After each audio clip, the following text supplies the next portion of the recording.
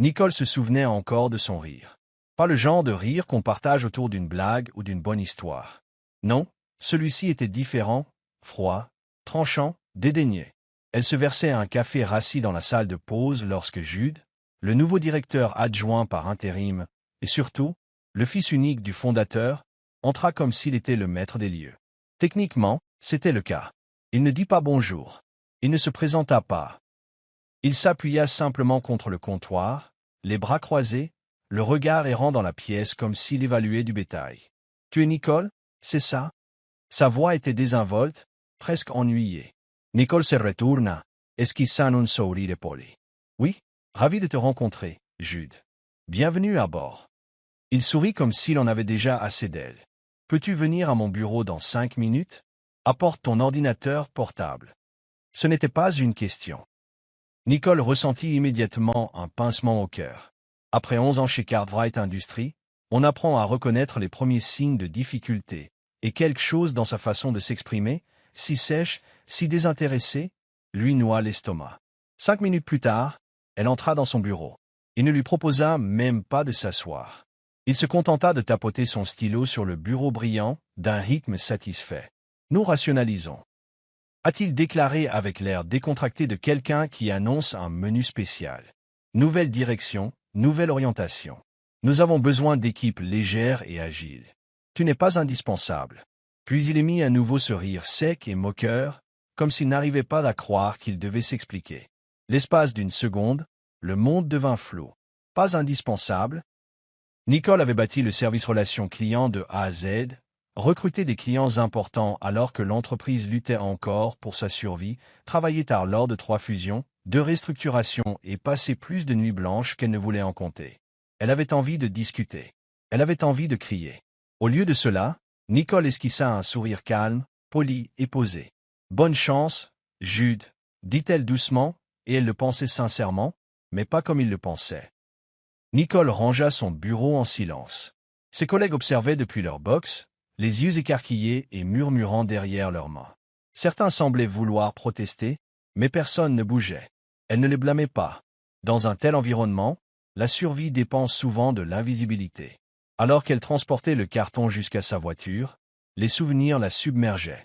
Les nuits blanches, les échéances impossibles à respecter, les sacrifices personnels. Elle avait manqué des anniversaires, des fêtes de fin d'année, et même sa propre audience de divorce, car l'entreprise avait besoin d'elle. Et maintenant, toute cette loyauté se réduisait à une conversation de 5 minutes et un rire cruel. Mais étrangement, Nicole ne ressentait pas de colère, pas encore. Elle ressentait autre chose, la certitude que Jude venait de commettre une erreur irréparable. Car ce qu'il ignorait, ce qu'il n'avait même pas pris la peine d'apprendre, c'était qu'elle n'était pas qu'une simple cadre intermédiaire. Elle était la clé de voûte de la plus importante relation d'investissement de l'entreprise. Ils étaient à quelques semaines de conclure un contrat d'expansion de plusieurs millions de dollars avec Orlan Venture, un accord qui reposait entièrement sur la confiance que Nicole avait bâtie avec leurs partenaires au fil d'années de négociations minutieuses. L'accord préliminaire contenait une clause, sur laquelle elle avait personnellement insisté lors d'une conversation téléphonique tendue tard dans la nuit avec leur avocat principal, stipulant que tout changement important concernant le personnel clé nécessiterait une renégociation immédiate ou annulerait complètement le contrat. Et voilà qu'avec une décision arrogante et un rire, Jude avait déclenché cette clause. Il ne le savait pas encore. Alors que Nicole était assise dans sa voiture, les lumières de la ville se fondant en fines traînées derrière le pare-brise, son téléphone vibra. C'était Nara, l'une des jeunes associées qu'elle encadrait depuis des années. « Nicole, c'est vrai ?» chuchota-t-elle au téléphone, comme si parler plus fort aurait aggravé la situation. « C'est vrai » dit simplement Nicole. « Je m'en vais. » Un silence, puis d'une voix tremblante, « Tu étais la seule raison pour laquelle Orlan nous faisait confiance. » Nicole ferma les yeux. « Je sais. » Un autre silence, plus pesant cette fois. « Que va-t-il se passer maintenant ?» Nicole ouvrit les yeux, fixant la nuit silencieuse et indifférente. « Je suppose, dit-elle lentement, qu'ils vont bientôt découvrir ce qui se passe quand on retire le mauvais morceau des fondations. » Nara ne dit rien. Elle n'en avait pas besoin. Lorsque Nicole raccrocha, une petite partie d'elle-même, celle qui était si fatiguée depuis si longtemps, ressentit un étrange soulagement doux amer. C'était fini, ou du moins sa part de responsabilité. Pour l'instant, car le premier jour de Jude à la tête de l'entreprise ne resterait pas dans les mémoires pour son leadership audacieux ou sa vision rationalisée. Il resterait dans les mémoires pour quelque chose de complètement différent. Et demain, quand les investisseurs l'appelleraient, quand le conseil d'administration exigerait des réponses, il comprendrait à quel point elle avait été essentielle. Nicole n'avait pas beaucoup dormi cette nuit-là. Elle ne s'était pas non plus retournée. Elle resta allongée là, les yeux rivés au plafond, ressentant l'étrange tension bourdonnante dans l'air, celle qu'on ressent juste avant l'orage. À 7 heures du matin, elle était assise à sa table de cuisine, son café refroidissant devant elle, parcourant distraitement les alertes d'actualité sur son téléphone. Rien pour l'instant, aucun signe de problème. Peut-être, pensa-t-elle, qu'ils arrangeraient ça avant que ça n'empire. Mais au fond d'elle-même, elle savait que ce n'était pas le cas. À 8h13, son téléphone vibra de nouveau. C'était un message de la Nara. Il panique. Les investisseurs étaient censés appeler à 9h. Jude est en conférence avec le service juridique depuis 7h30. Nicole sourit faiblement, ressentant sa première véritable satisfaction depuis son licenciement. Elle imaginait parfaitement Jude arpentant la salle de conférence vitrée, essayant de se sortir d'une crise qu'il ne comprenait même pas entièrement. Le service juridique feuilletant les contrats, trouvant la clause, celle sur laquelle elle avait insisté, la fixant avec une horreur croissante. Elle sirota son café froid. La journée ne faisait que commencer. À 8h45, un autre message arriva, cette fois de Matt, un vieil ami du service financier. « Nicole, ils sont en train de perdre la boule. Les membres du conseil d'administration appellent déjà. Ils ont appris le licenciement hier et demandent maintenant quel impact cela aura sur l'accord avec Orlan. » Nicole se laissa aller dans son fauteuil. Cela se produisait encore plus vite qu'elle ne l'avait prévu. Voyez-vous, Orlan Venture n'était pas n'importe quel investisseur. C'était le genre de groupe qui créait des entreprises comme Cartwright Industries. Leur nom à lui seul leur ouvrait des portes, et l'arrogance de Jude avait non seulement compromis un accord, mais aussi ébranlé leur confiance. À 9h05, les retombées commencèrent sérieusement. Nara envoya un nouveau message, les investisseurs étant désormais au téléphone. Jude bégayait, M. Cartwright venait d'entrer en trombe. Nicole s'y redressa. M. Cartwright, le père de Jude, était en semi-retraite depuis 1 an, voyageant entre les bureaux internationaux de l'entreprise, laissant Jude faire ses armes. Il n'avait pas prévu d'être dans l'immeuble ce matin-là. Sa présence signifiait que la situation était pire qu'elle ne le pensait. À 9h21, Nara envoya un dernier SMS. « Vous n'allez pas le croire. M. Cartwright a crié à Jude. « Que as-tu fait ?» C'était la clé de l'affaire. Tout le bureau l'a entendu. Nicole laissa échapper un long soupir, ressentant un mélange de tristesse et de satisfaction morose. Ce n'était pas seulement une question de contrat. C'était tout ce qu'elle avait construit au cours de la dernière décennie. La confiance, les relations, les fondations qui avaient fait la force de Cartwright Industries. Et Jude avait tout balayé sans même demander qui l'avait mis là. À 9h30, son propre téléphone sonna, un numéro inconnu. Elle faillit ne pas répondre, mais la curiosité l'emporta. « Nicole, c'est M. Cartwright. » Sa voix était tendue, celle d'un homme qui peinait à se contenir. « J'ai besoin de te parler, » dit-il. « Aujourd'hui, s'il te plaît. » Nicole marqua une pause, laissant le silence s'éterniser. Elle pouvait presque entendre le désespoir transparaître au téléphone. « À propos de quoi ?» demanda-t-elle d'une voix calme. « L'affaire Orlan Venture » répondit-il aussitôt. Ils reconsidèrent leur position. Ils ont déclaré que le licenciement de personnel clé violait les accords préliminaires. Ils veulent une réunion avec vous, rien qu'avec vous. Ils ne parleront à personne d'autre. Encore un long silence. « S'il te plaît, Nicole, » ajouta-t-il. On ne s'en est pas rendu compte. Elle l'a coupé doucement. « Tu n'as rien demandé. » Il expira lourdement. « Tu as raison. » Et Jude ne comprenait pas. Je pensais qu'il était prêt. Nicole ne répondit pas. Il n'y avait rien à dire. « J'entre, » dit-elle finalement, à une condition. « N'importe quoi, » dit-il sans hésiter. « Je traite directement avec toi, » dit Nicole. « Pas Jude. » Un autre instant de silence. Puis, j'acquiesçai. Nicole raccrocha et posa son téléphone avec précaution, la main ferme. Ce n'était pas de la colère qu'elle ressentait. Ce n'était même pas une justification. C'était quelque chose de plus calme, de plus profond, un sentiment de clarté. Pour la première fois depuis des années, elle ne courait plus après l'approbation ou la reconnaissance. Elle se tenait debout, forte de la valeur qu'elle savait apporter. Et s'il voulait la retrouver, même temporairement, il la retrouverait là-bas, à ses conditions. Tandis que Nicole s'habillait, enfilant un tailleur simple et élégant, elle aperçut son reflet dans le miroir.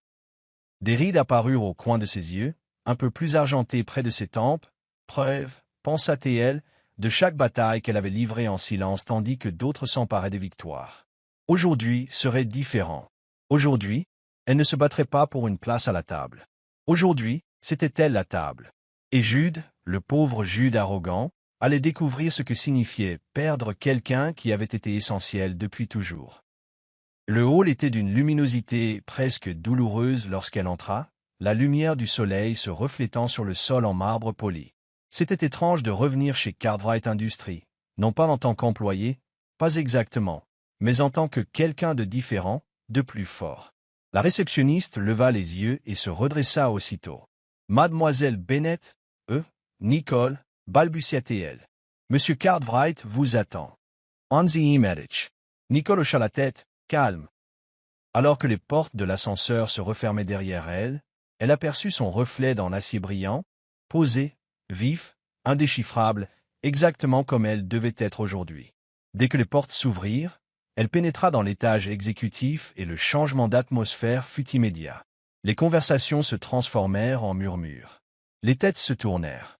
Les gens savaient non seulement ce qui s'était passé, mais aussi pourquoi elle était là.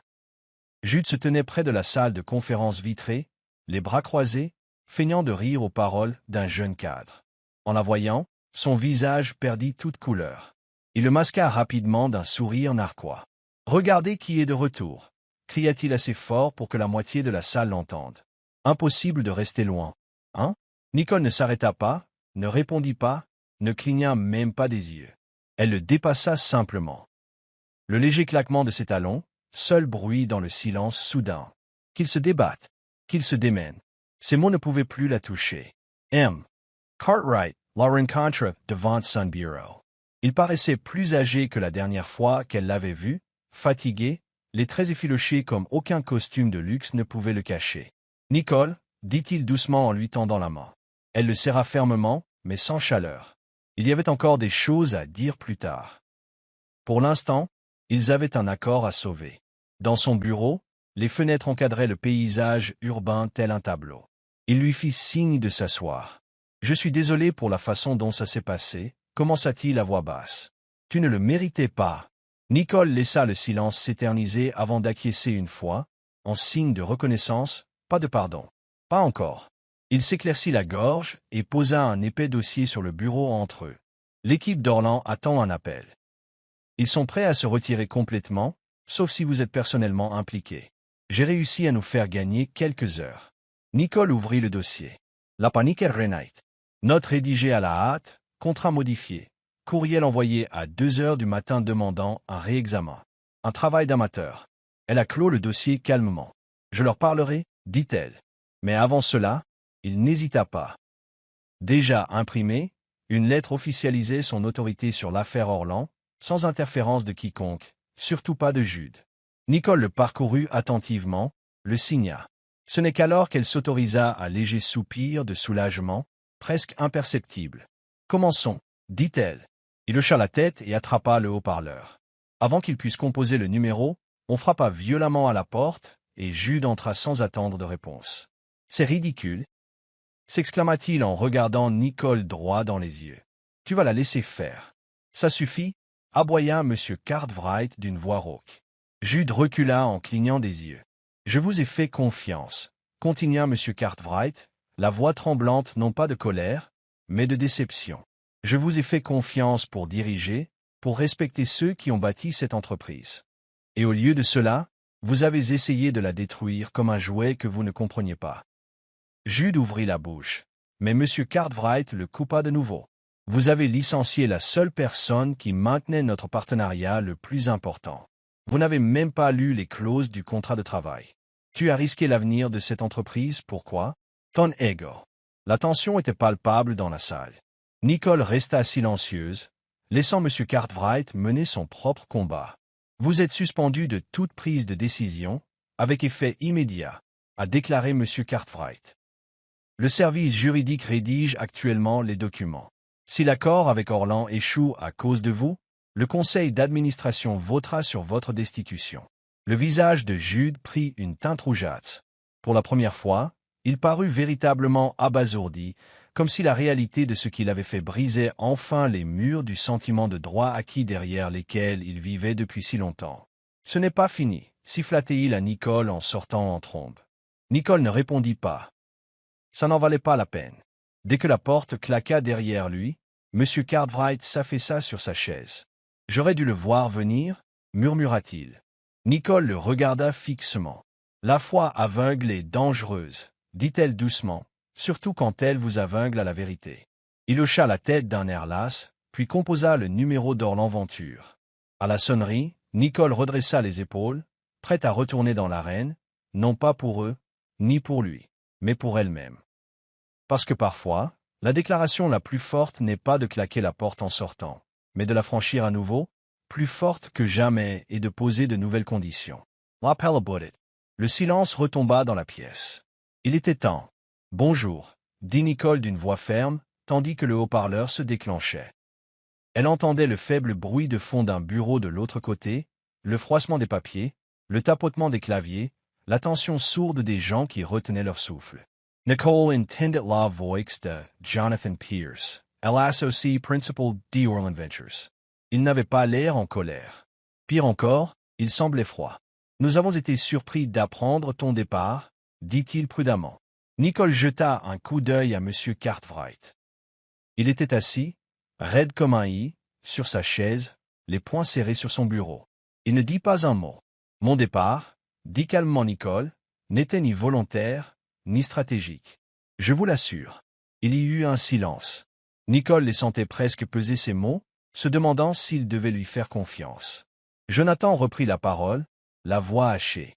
« Nous avions l'impression que vous étiez partie prenante de cette affaire, que la confiance que nous vous accordions était en grande partie due à votre gestion personnelle. »« Tu avais raison, » dit simplement Nicole, « et je prends cette responsabilité très au sérieux. » Un autre silence, lourd et plein d'attente, qui serre la gorge. Il lui donnait une chance, une seule et unique. Nicole se pencha légèrement en avant, la voix posée.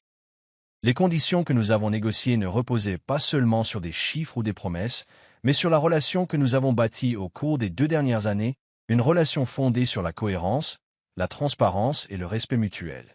Je suis ici aujourd'hui pour veiller à ce que cette relation reste intacte. Jonathan expira bruyamment dans le haut-parleur. Alors, dites-nous ceci. Si la direction de Cartwright Industries est instable, comment pouvons-nous être sûrs que notre investissement sera protégé? Une question brutale. C'est juste. Nicole, n'y bronca pas. Le leadership n'est pas un titre, dit-elle d'une voix calme et ferme. C'est une question de responsabilité, d'action. Je suis toujours là, fidèle à chacun de nos engagements. Les faux pas d'un individu, quelqu'un qui n'est plus impliqué, n'effacent pas les fondations que nous avons construites. Au contraire, cela prouve combien il est crucial de faire confiance aux bonnes personnes, et pas seulement à celles qui portent des titres prestigieux. Un nouveau silence s'installa. M. Cartwright resta figé, presque effrayé à l'idée de respirer. Finalement, la voix de Jonathan revint, un peu plus douce. « Nous apprécions ton honnêteté, Nicole. » Avant que Nicole puisse répondre, une autre voix se joignit à l'appel, une voix inattendue. Rebecca Lynn, conseillère juridique en chef d'Orlan. « J'ai examiné les clauses relatives au personnel dans l'accord préliminaire, » a-t-elle déclaré sèchement. « Nous sommes tout à fait en droit de nous retirer sans pénalité. »« Je sais, » dit simplement Nicole. Un autre silence, mais Rebecca continua. « Nous savons aussi que des erreurs peuvent arriver.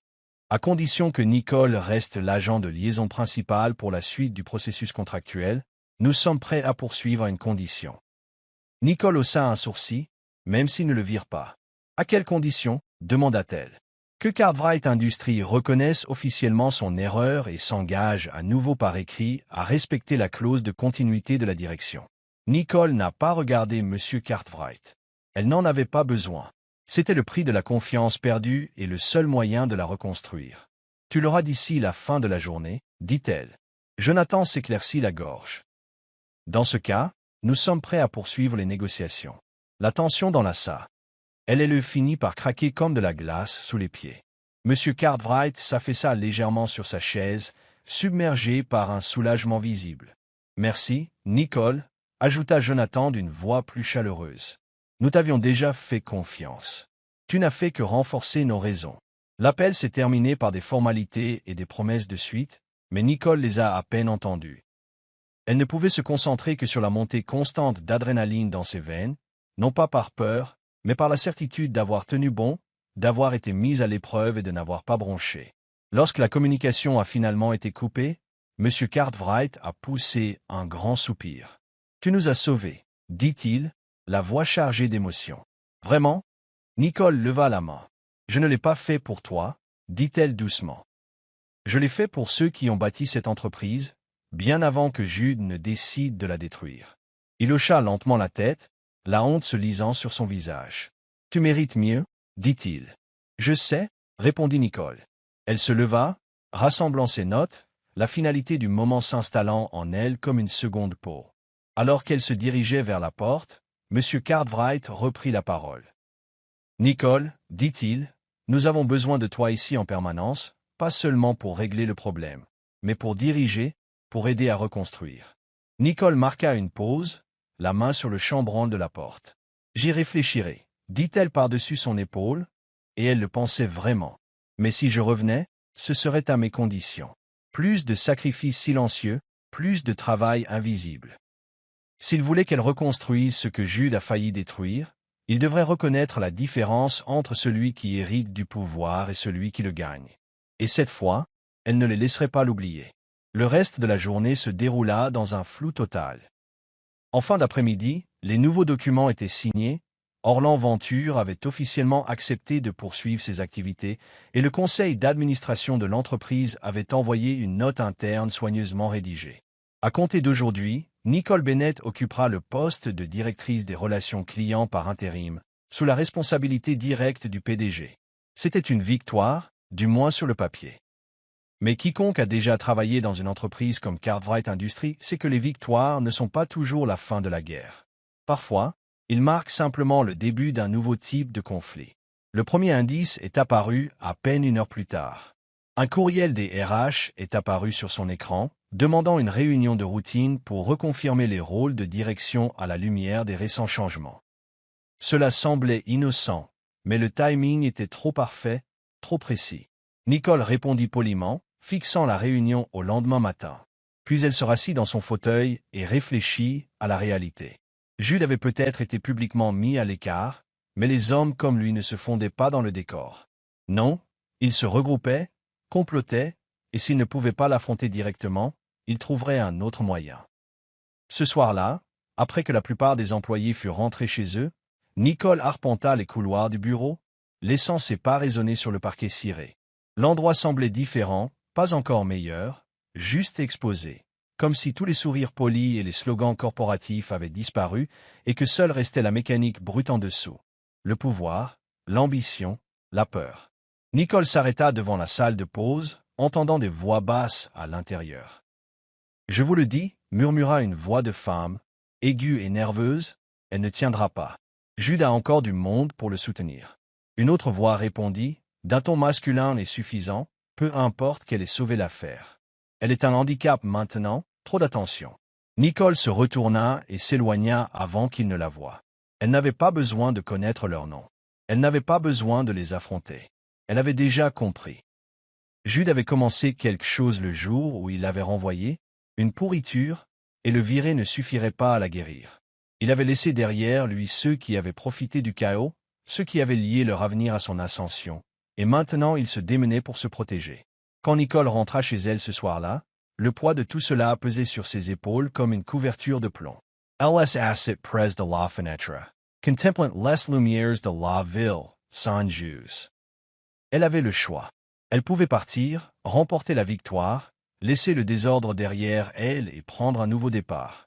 Nombreuses sont les entreprises prêtes à tout pour recruter quelqu'un qui vient de sauver un partenariat de plusieurs millions de dollars sous pression. Ou elle pouvait rester et se battre, rester et reconstruire. Mais reconstruire signifiait bien plus que de la paperasse. Il s'agissait de couper court à la racine. De longues nuits, des conversations difficiles, des ennemis cachés à la vue de tous. Cela signifiait devenir une leader, non seulement en titre, mais en vérité. Était-elle prête pour cela? Nicole l'ignorait, pas encore, mais elle était sûre d'une chose, si elle restait, elle ne survivrait plus en restant silencieuse. Elle ne survivrait pas en se montrant gentille avec ceux qui lui souriaient et aiguisaient des couteaux dans son dos. Elle survivrait en étant exactement celle qu'il craignait le plus, une femme qui connaissait sa valeur, qui ne bronchait pas, qui conservait ses reçus. À minuit, alors que la ville vibrait silencieusement autour d'elle, Nicole sortit un carnet et commença à écrire. Tout ce qu'elle avait vu, chaque murmure, chaque retard étrange, chaque modification suspecte dans les dossiers et les réunions. Une traînée de poudre. Car si Jude ou quiconque lui était fidèle pensait pouvoir l'effacer avec des rumeurs et des murmures, il l'avait encore une fois sous-estimée. Et la prochaine fois, lorsqu'il tenterait de la récupérer, elle serait prête. La bataille n'était pas terminée. Elle entrait simplement dans une nouvelle phase. Et cette fois, ce n'était pas Nicole qui tombait dans les pièges. C'était elle qui les tendait. Le lendemain matin, Nicole arriva à la réunion des RH avec 15 minutes d'avance. La salle de conférence était froide, éclairée par des néons violents qui rendaient tout plus vif et plus fragile. Elle prit place au bout de la table, carnet à la main, le visage impassible. S'il cherchait un piège, il découvrirait qu'elle avait apporté le sien. 2 représentants des RH arrivèrent, polis, mais excessivement formels. Juste derrière eux, sans surprise, Jude se glissa dans la pièce, un sourire suffisant aux lèvres. Il n'était pas censé être là, mais visiblement, il pensait avoir encore des coups à jouer. Nicole, l'une des responsables RH, commença à remplir un dossier. Nous sommes ici pour discuter de certaines préoccupations soulevées concernant votre comportement récent. Nicole inclina légèrement la tête, feignant l'intriguer. Des inquiétudes, répéta-t-elle. La deuxième représentante, une femme nommée Nara, avec qui Nicole travaillait depuis des années, semblait sincèrement mal à l'aise.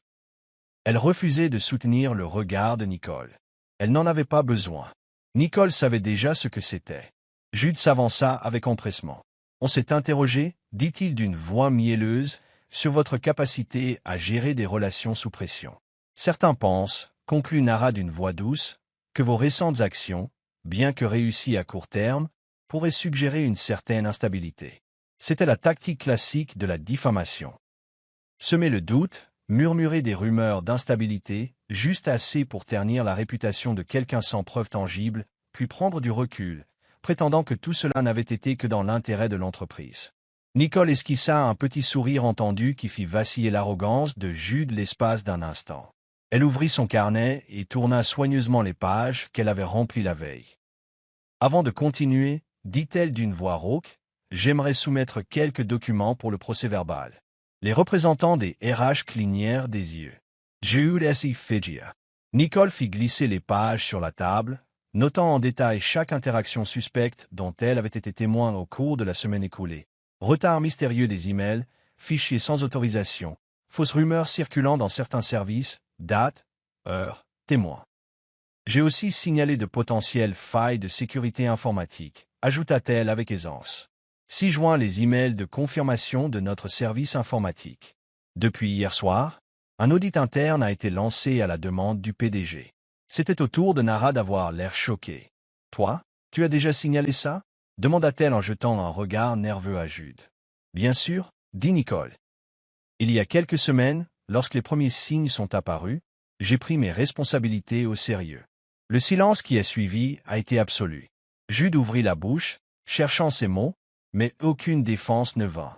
Il avait joué son jeu trop tôt et Nicole était prête. Elle se renversa légèrement en arrière sur sa chaise, regardant cette prise de conscience s'inscrire sur son visage comme de l'encre dans l'eau. Il était exposé, non seulement à elle, mais aussi au RH, au service informatique et bientôt au conseil d'administration. Il l'avait sous-estimé à chaque étape et il n'avait désormais plus aucun endroit où se cacher. M. Cartwright entra dans la pièce quelques instants plus tard, interpellé par le message silencieux et désespéré de Nara. Quand il vit les documents sur la table et l'expression de Jude, il n'eut pas besoin d'explication. « Je crois que cette réunion est terminée. » dit froidement M. Cartwright. Jude S.E. retourna, Fred Willett. Papa, écoute, ce n'est pas ce que ça paraît. Elle est juste. Toi, M. Cartwright interrompit. C'est fini. Cette fois, pas de cris, pas de dramatisation, juste une simple déclaration finale. Les RH ont escorté Jude hors du bâtiment cet après-midi-là. Pas de fête d'adieu, pas de poignée de main dorée, juste le silence. Et Nicole est restée. Non pas parce qu'elle avait encore besoin de prouver quoi que ce soit, mais parce que le leadership ne consiste pas à survivre aux tempêtes. Il s'agit de rester debout après leur passage, lorsque d'autres ont fui. Dans les jours qui suivirent, le bureau changea d'une manière que Nicole n'aurait jamais imaginée. On la regarda à nouveau dans les yeux. Les services commencèrent à collaborer au lieu de s'entasser. Pour la première fois depuis longtemps, l'espoir renaît. Et vendredi matin, M. Cartwright convoque Nicole dans son bureau. Pas de cérémonie, pas d'applaudissements orchestrés, juste une simple lettre glissée sur le bureau. Directeur de l'exploitation, avec effet immédiat. Nicole leva les yeux vers lui. « Tu l'as bien mérité », dit-il simplement. Elle prit la lettre, la plia une fois et la glissa dans son sac. Pas de larmes, pas de discours, juste une acceptation calme et ferme de ce pourquoi elle s'était battue et gagnée. Plus tard dans la soirée, alors que Nicole quittait le bureau, la ville s'étendait devant elle, scintillante de possibilités. Elle savait que des défis surgiraient. Il y aurait toujours de nouvelles tempêtes à affronter, de nouveaux combats à mener. Mais elle savait aussi, bien plus important encore, que la force ne réside pas dans la force des cris. C'est dans votre silence et votre refus de vous laisser aller. Salut les amis. Merci beaucoup d'avoir regardé jusqu'au bout. N'oubliez pas d'aimer, de commenter et de vous abonner. Au revoir.